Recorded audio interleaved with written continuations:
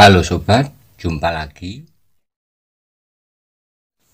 Melanjutkan kisah Kresna Gosasra dan Sapu Inten untuk sobat semua. Kali ini dalam episode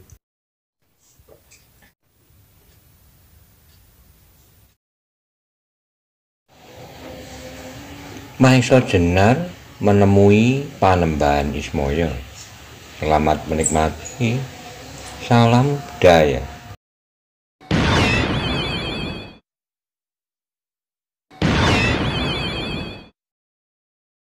Pada episode sebelumnya dikisahkan bahwa Maesa Jenar bersama Roro Wilis yang berpamitan menuju ke Gunung Kidul. Ternyata mereka menemui Panembahan Ismaya. Bagaimana kisah selanjutnya? Simak bersama-sama. Monggo kula aturi subscribe, like, komen, saha share. Matur nuwun.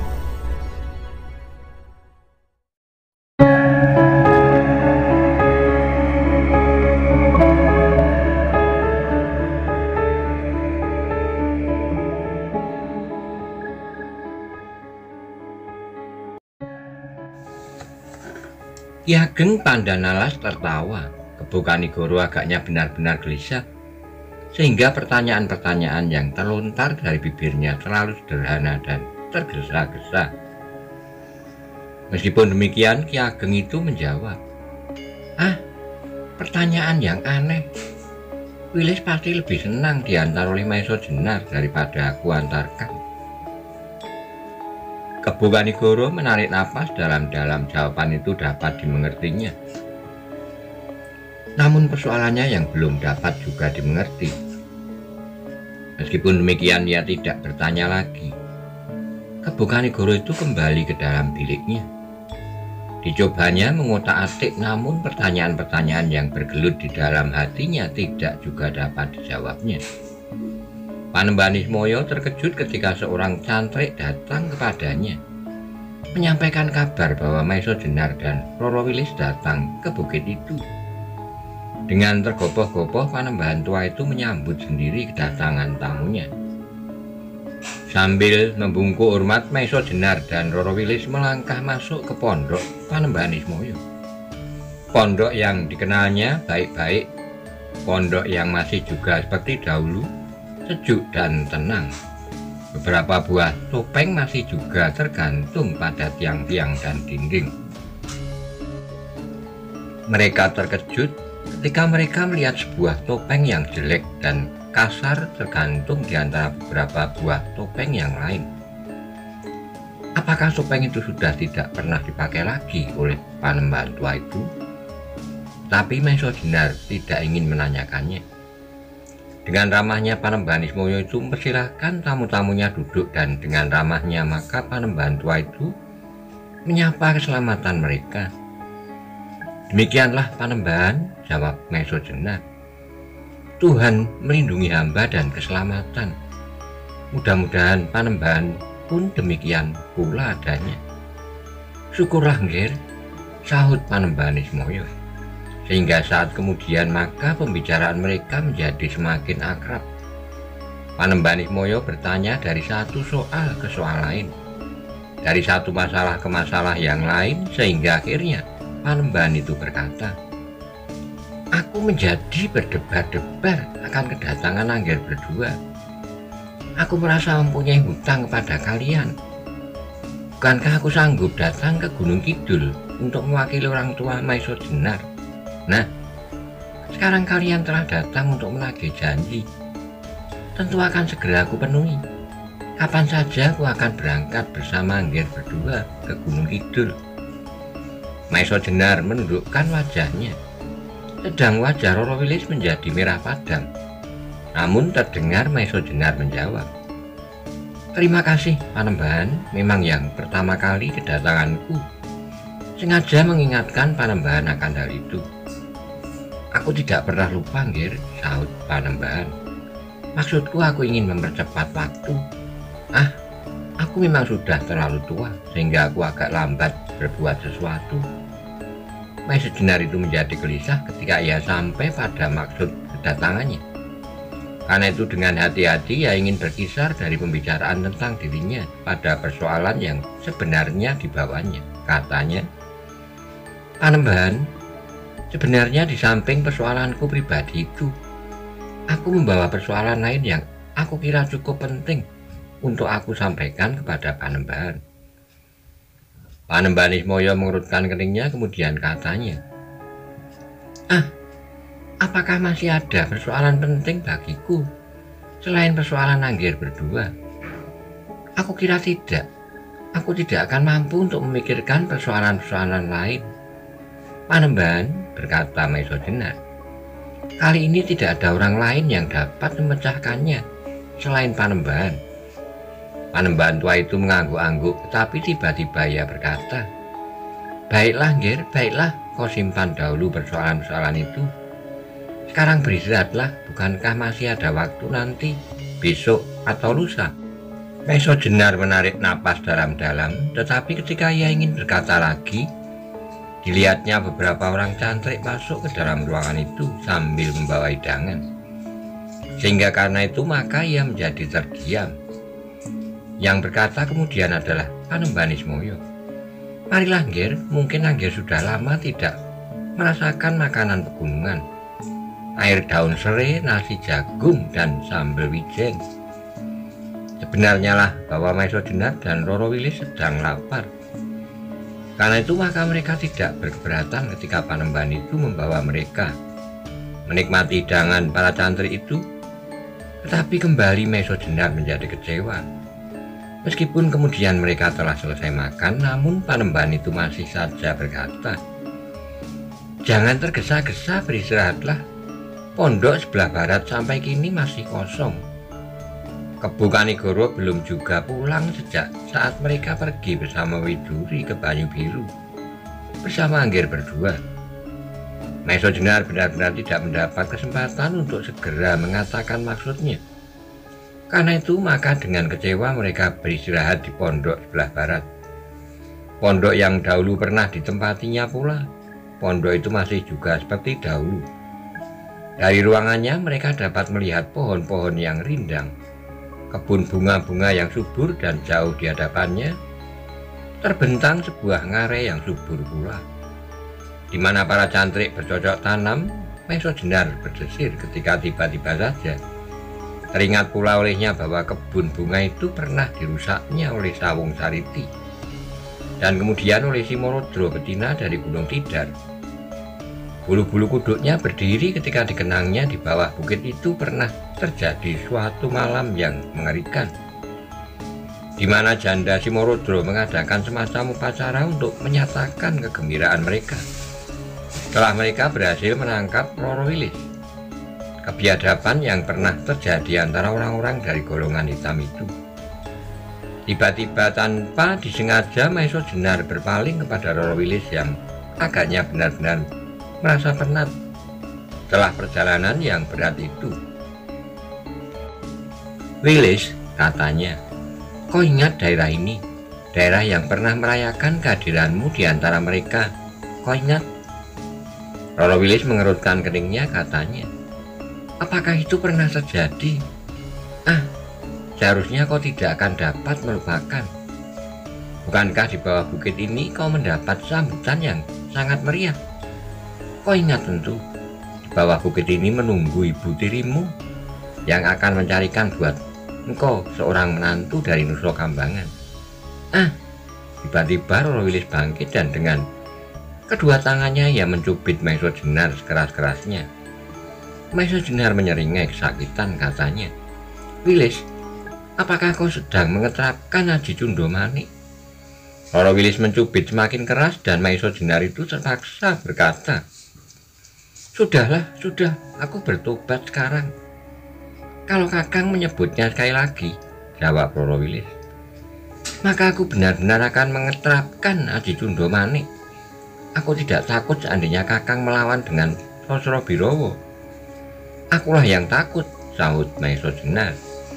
Roro Wilis itu pun duduk kembali, namun kengerian benar-benar telah merayapi dadanya. Sehingga karena itu maka tiba-tiba ia merenung. Ruangan itu kemudian menjadi sunyi. Angin pegunungan berembus perlahan-lahan menggoyang-goyangkan perdu di halaman. Terasa silirnya angin mengusap tubuh-tubuh mereka sehingga terasa betapa sejuknya udara pegunungan itu. Namun Maiso Jenar masih saja digelisahkan oleh persoalan yang dibawanya ke bukit ini. Ia tidak mengerti mengapa Panembahan tidak segera mau menerima persoalan itu.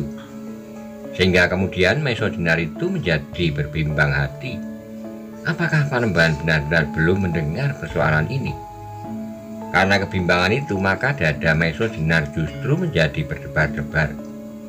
Dan karena itulah maka seakan-akan ia tidak sabar lagi menunggu.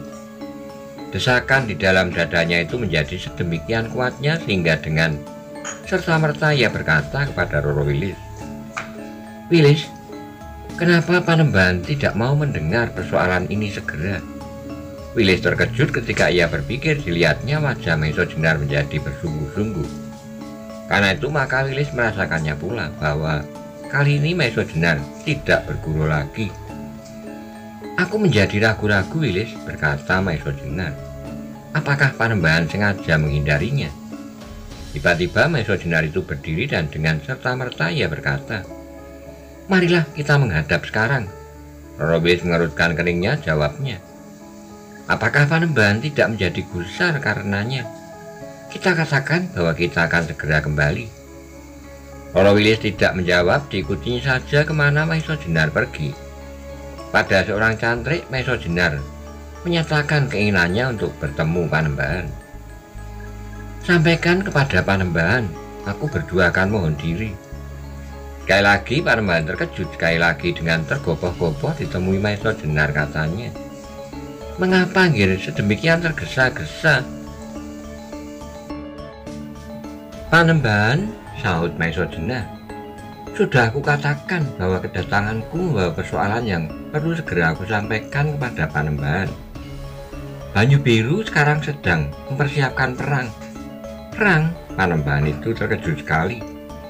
Sehingga saat ia berdiam diri mandangi Maiso Jenar dengan tanpa berkedip. "Ya," sahut Maiso Jenar. "Apakah Panembahan belum mendengar bahwa Widuri telah hilang?" "Oh." Panembahan itu semakin terkejut. "Widuri anak Kebu Kanigoro maksudmu?" "Ya, Panembahan." "Bagaimana mungkin anak itu hilang?" "Widuri hilang karena Pokal Karangtunggal. Tegasnya, Widuri diculik oleh Karangtunggal itu." Tampaklah wajah Panembahan Ismoyo itu berubah. Sambil mengangguk-anggukkan kepalanya ia bergumam, "Anak itu tidak juga menjadi jera." Maiso Jenar itu pun segera menceritakan serba singkat apa yang diketahuinya tentang hilangnya Widuri dan akhirnya ia berkata, "Panembahan, apakah kemungkinan pertumpahan darah itu tidak akan dapat dihindari?" Panembahan Ismoyo menarik napas dalam-dalam, kemudian katanya perlahan-lahan, "Mengapa Sultan Trenggono itu tidak saja menghendaki gadis yang lain?" Maiso Jenar mengerutkan keningnya, ia menjadi semakin heran mendengar tanggapan Panembahan Ismoyo itu. Panembahan Ismoyo sama sekali tidak menyesalkan tindakan Karebet atau ketergesa-gesaan Kebu Kanigoro. Tetapi yang mula-mula disesalkan adalah Sultan Trenggono. Apalagi ketika Panembahan itu berkata, adalah wajar sekali kalau Kebu Kanigoro menjadi marah. Tetapi kemarahan Kakang Kebu Kanigoro berlebih-lebihan, Panembahan. Apakah Kakang Kebu Kanigoro tidak dapat mengambil cara lain sehingga pertumpahan darah itu tidak terjadi? Aryo Saloko yang merasa kehilangan pula mungkin akan dapat reda apabila Kakang Kebu Kanigoro mencoba menempuh cara yang lain. Panembahan Ismoyo mengerutkan keningnya, sekali lagi jawabnya mengejutkan Maiso Jenar. Mungkin Kebu Kanigoro dan Aryo Saloko memperhitungkan juga harga diri mereka, sehingga mereka tidak akan dapat datang kepada Trenggono dan mohon belas kasihan kepada Sultan itu. Maiso Jenar kini benar-benar menjadi bingung. Apakah dirinya sendirilah yang kini telah kehilangan kejantanannya? sehingga ia memandang persoalan itu sebagai persoalan yang harus diselesaikan tanpa pertumpahan darah.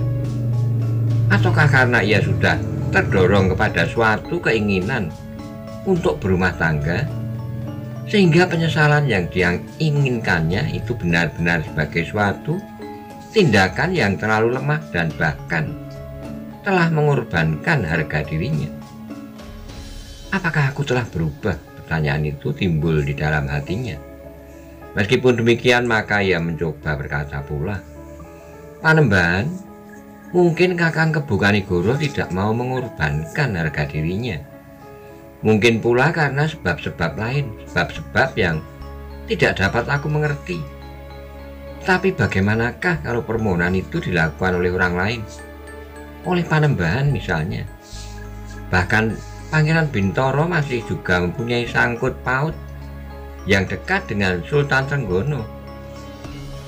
"Jangan sebut nama itu lagi, Maesha Jenar," sahut Panembahan itu. "Pangeran Bintoro telah tidak ada lagi. Yang ada sekarang Panembahan Ismoyo. Apakah Pasingsingan yang sakti juga tidak dapat berbuat sesuatu untuk meredakan pertentangan ini? Misalnya dengan mengambil Karebet dan dengan pengaruhnya memaksa Karebet menyerahkan Widuri kembali. Dengan demikian soalnya juga tidak akan selesai.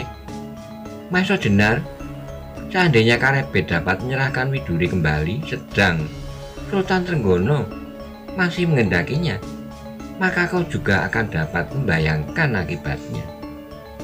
Maesha Jenar menarik nafas dalam-dalam. Ia benar-benar tidak dapat mengerti keadaan itu. Hampir saja Maesha Jenar melihat kesalahan itu pada dirinya sendiri, pada keruntuhan yang dialami. Hampir-hampir ia mengambil kesimpulan bahwa ia tidak dapat mengerti sikap Kebu Kanigoro dan Arya Saloka karena ia telah kehilangan kejantanannya. Namun berkali-kali terngiang di dalam hatinya, "Tidak, aku tidak akan membiarkan pertumpahan darah itu terjadi." Karena itu maka tiba-tiba Maesha Jenar itu memberanikan diri berkata, "Panembahan, baiklah aku mencoba sekali lagi. Kalau Kakang Kebu Kanigoro dan Panembahan ternyata berpendapat bahwa Sultan Trenggono lah yang bersalah karena menghendaki Endang Widuri itu, maka biarlah aku mencoba. Aku ingin menghadapkan Sultan Trenggono pada suatu pilihan. Mudah-mudahan dengan demikian terhindarlah segala bencana." "Apakah yang akan kau lakukan?" bertanya Panembahan Ismoyo. "Panembahan," berkata Maesha Jenar kemudian dengan takzimnya, "bukan maksudku untuk menjual jasa, baik kepada Sultan Trenggono maupun kepada siapapun juga. Maafkan aku kalau ternyata kemudian tidak berkenan di hati Panembahan. Aku ingin menghadapkan Sultan Trenggono kepada suatu pilihan. Keris Nogososro dan Sabu Inten yang sampai sekarang belum kembali ke istana, atau Endang Widuri?" "Maesha Jenar," potong Panembahan Ismoyo, wajahnya sesaat menjadi tegang. Namun kemudian wajah itu menjadi tenang kembali. Perlahan-lahan Panembahan itu berkata, "Apakah maksudmu?" "Panembahan, kalau berkenan di hati Panembahan, maka apakah Panembahan sendiri ataukah Kakang Kebu Kanigoro apa Arya Saloka, biarlah salah seorang daripadanya menghadap Sultan, memohon untuk menukar Endang Widuri dengan pusaka-pusaka itu." "Maesha Jenar," berkata Panembahan, "kedua pusaka itu adalah hakmu. Biarlah kau miliki hak itu. Kau akan mendapat tempat tersendiri dengan mengembalikan keris-keris itu ke istana. Kalau keris-keris itu diserahkan untuk keperluan yang lain, maka kau akan kehilangan hak itu. Keris itu akan kembali dan Endang Widuri akan kembali pula. Seakan-akan telah terjadi jual beli di antara mereka, sehingga usahamu selama ini akan tidak mendapat penghargaan apapun, sebab tukar-menukar itu telah berlangsung." "Panembahan," jawab Maesha Jenar, "aku sama sekali tidak memimpikan penghargaan apapun juga. Biarlah seandainya dengan demikian aku tidak mendapat apapun. Memang aku tidak mengharapkan apapun itu. Namun dengan demikian maka terhindarlah kemungkinan yang mengerikan. Apakah artinya jasa yang dapat aku persembahkan kepada Demak apabila Demak akan mengalami bencana? Apakah artinya penghargaan yang akan aku terima kalau Demak mengalami cedera? Panembahan, biarlah aku dilupakan, tapi Demak akan tetap dalam keadaannya sekarang. Mudah-mudahan justru karena itu Demak akan menjadi semakin jaya karena itu.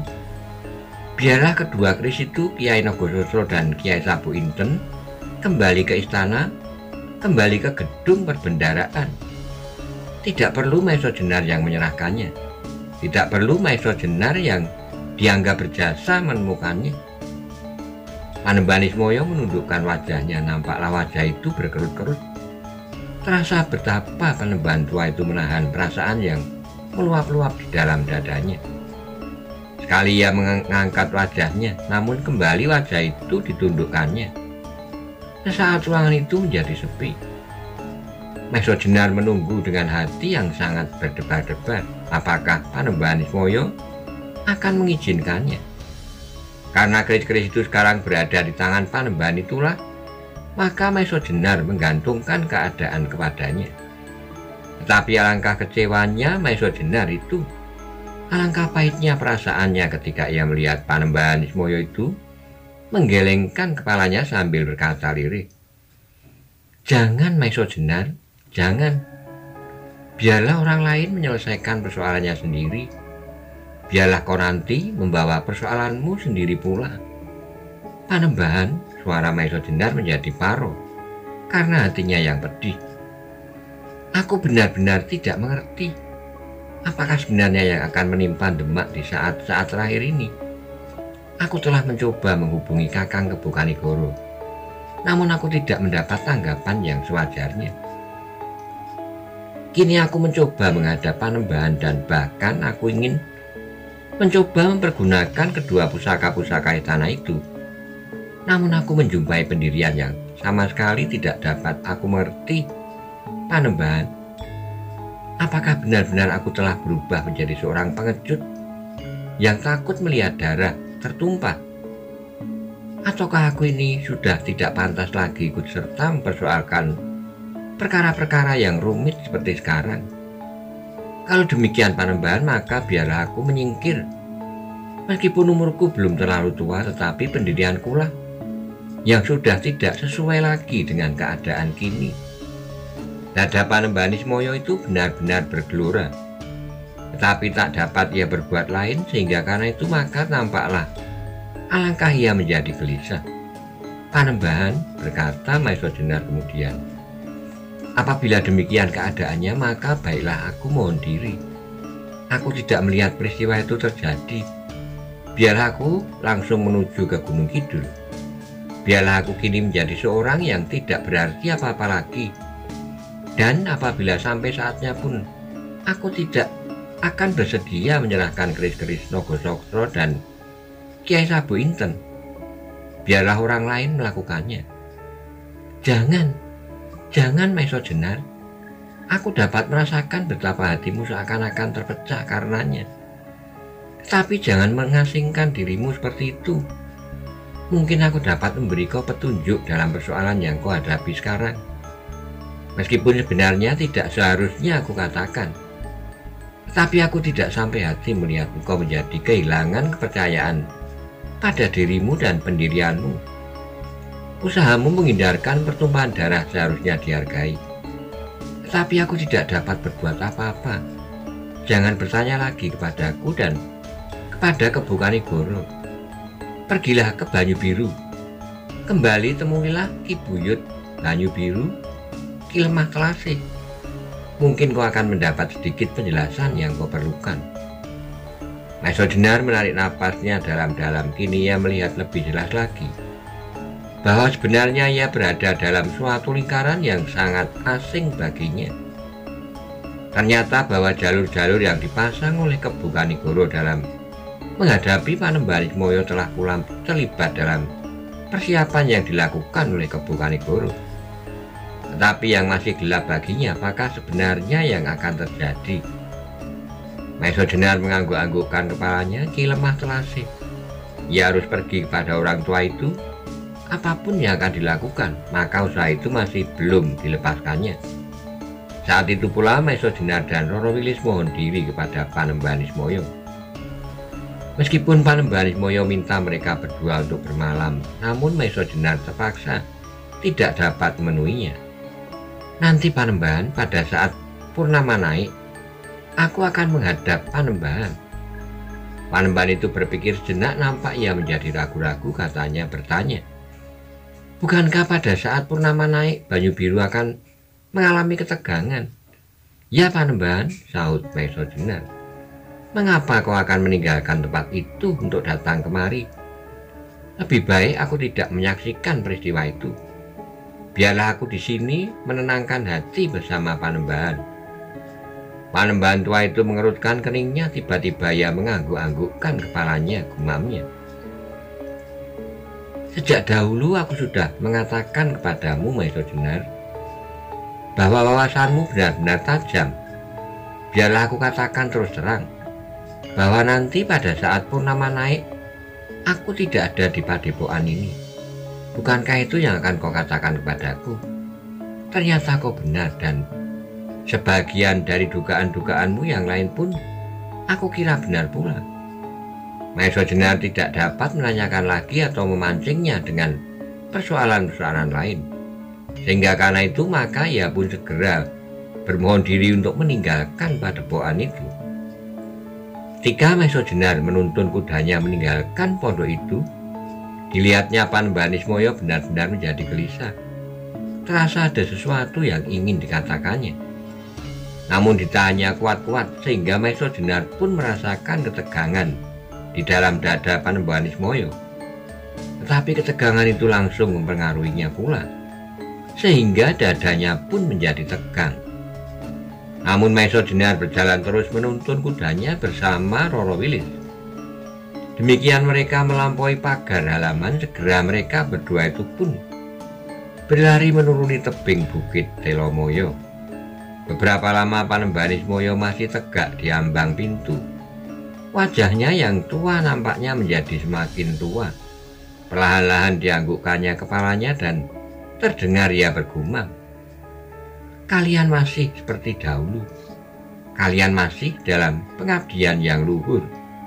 Tiba-tiba Panembahan itu pun segera masuk ke dalam pondoknya. Dipanggilnya seorang cantrik dan kemudian katanya, aku akan berada di dalam sanggar.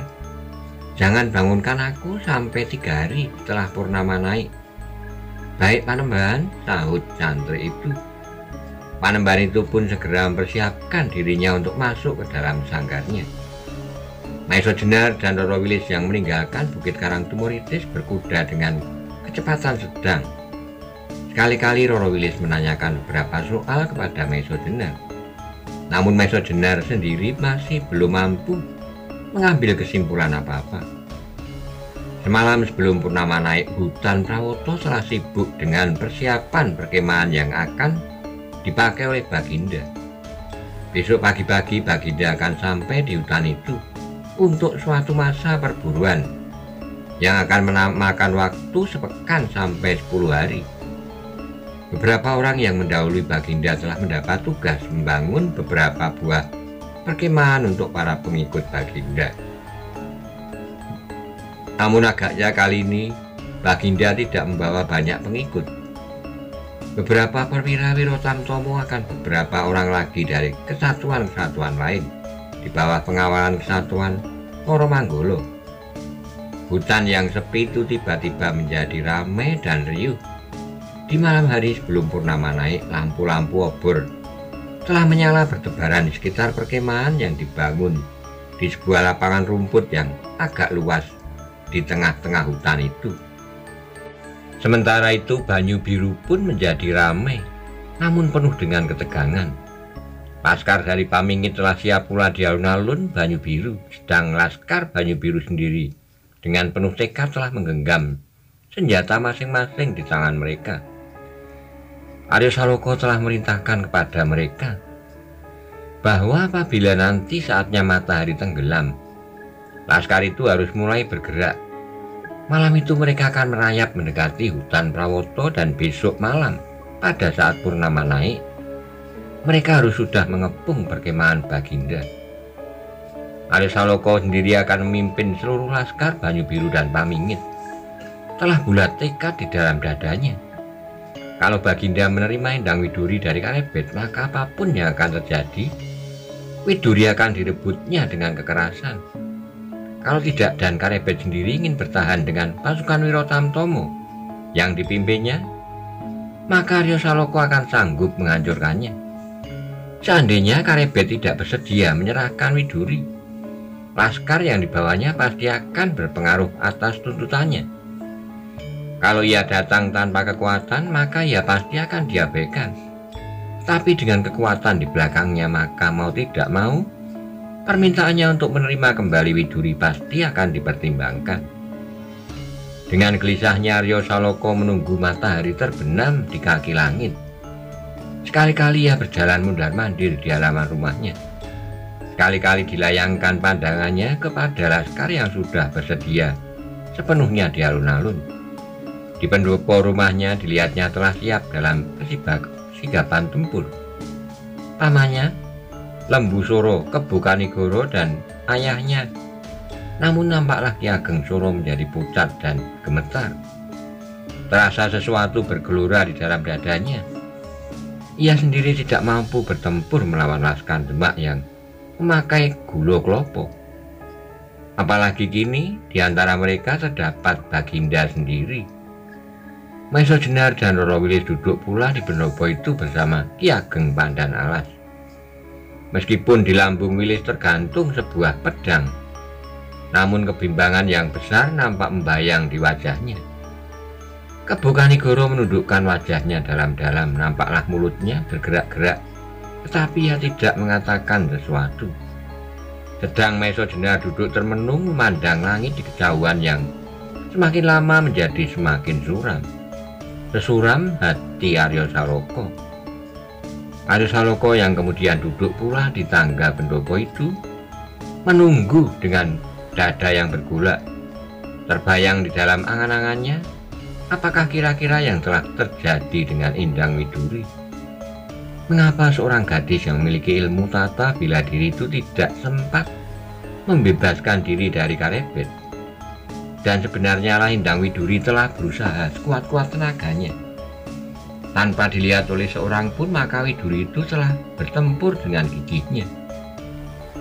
Pagi itu Widuri sedang mencuci pakaiannya di Belumbang ketika tiba-tiba saja Karebet muncul di sampingnya. Gadis itu terkejut bukan buatan, tetapi ketika dilihatnya yang datang itu Karebet, maka ia menjadi gembira.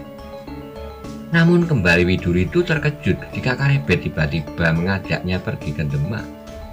"Mengapa ke Demak?" bertanya Widuri. Karebet memandangi wajah Widuri dengan pandangan yang aneh, katanya sambil tersenyum-senyum. "Buat apa kau tinggal di pedukuhan yang sepi ini? Ikutlah aku ke Demak, kau akan mukti di sana." "Apakah kau sudah menjadi gila, Kakang?" bentak Widuri. Namun Karebet masih juga tersenyum-senyum sehingga Widuri pun menjadi takut pula karenanya. Tapi Widuri tidak sempat berbuat apa-apa. Meskipun kemudian Widuri berusaha membela diri, namun Karebet bukanlah lawannya. Widuri tidak dapat bertahan sehingga akhirnya dapat dilumpuhkan. Dalam keadaan pingsan, maka gadis itu dibawa menghilang, masuk ke dalam semak-semak. Kini Arya Saloka sudah siap untuk merebutnya dengan segenap kekuatan yang mungkin dikerahkannya. Demikianlah maka ketika matahari telah hilang di balik cakrawala, maka segera Arya Saloka bersiap. Dengan langkah yang tetap ia berjalan ke alun-alun di hadapan rumahnya. Diberikannya beberapa perintah dan para pemimpin laskar Banyu Biru dan Pamingit segera memahaminya. Laskar Banyu Biru berada di bawah pimpinan Bantaran, sedang laskar Pamingit berada di bawah pimpinan Wulungan. Di belakang Arya Saloka berdiri beberapa orang yang akan menjadi kekuatan laskar Banyu Biru dan Pamingit itu. Gajah Soro, Lembu Soro, Kebu Kanigoro. Maiso Jenar, Ki Ageng Pandhanalas, dan Roro Wilis. Namun tak seorang pun yang tahu di antara mereka apakah yang tersimpan di dalam dada masing-masing. Meskipun mereka berdiri berjajar dalam barisan yang sama, namun barisan Aryo Saloka kali ini adalah barisan yang penuh menyimpan berbagai persoalan di setiap dada mereka. Persoalan yang satu sama lain berbeda-beda dan satu sama lain bertolak dari kepentingan yang berbeda pula. Tetapi yang nampak yang kasat mata, mereka kemudian berjalan beriringan di belakang Laskar Banyu Biru dan Pamingit yang dengan tekad yang menyala di dalam dada mereka pergi menuju ke hutan Prawoto. Tepat pada saat purnama naik, maka hutan Prawoto benar-benar menjadi sangat ramainya. Di dalam setiap barak kini sudah terpancang obor-obor dan di hampir setiap sudut diserangi dengan nyala-nyala lampu obor pula. Di pinggir lapangan rumput dibuat orang sebuah perapian yang besar. Nyalanya seakan-akan menggelepar menggapai daun-daun pepohonan yang berjuntai di atasnya. Cahaya yang kemerah-merahan terlempar jauh menusuk ke dalam sela-sela daun-daun yang tidak begitu rimbun. Baginda kini telah berada di dalam barak yang terbesar di tengah-tengah barak-barak yang lain. Sebagai seorang pemburu, maka Baginda dapat hidup di dalam lingkungan yang sangat sederhana. Barak dari batang ilalang dan dedaunan, pembaringan yang dibuat dari kulit-kulit kayu dan bambu, serta segala macam peralatan yang sederhana. Hidup yang sedemikian merupakan selingan yang menggembirakan bagi Baginda, yang kadang-kadang menjadi terlalu jemu dengan isi istana.